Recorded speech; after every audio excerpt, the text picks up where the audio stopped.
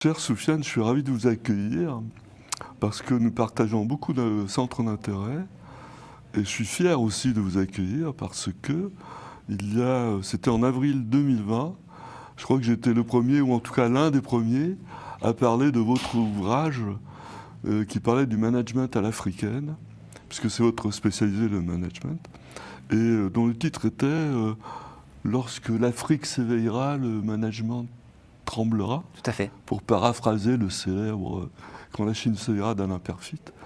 Alors qu'est-ce que c'est le management à l'africaine? Commençons par là. Merci Alfred de me donner cette possibilité d'échanger avec vous. Effectivement, vous avez été l'un des premiers à me faire confiance et à publier mes travaux. Je vous en remercie.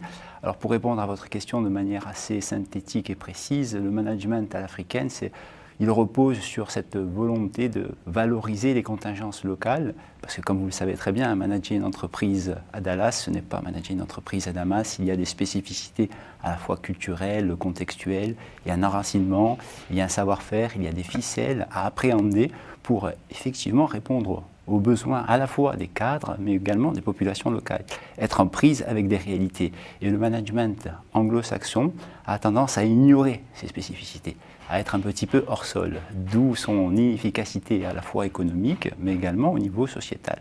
L'intérêt de parler d'un management à l'africaine, c'est véritablement être à la croisée des chemins et être en phase avec un aspect opérationnel, être au plus près des populations, mais également être en adéquation avec la dynamique managériale et opérationnelle des entreprises.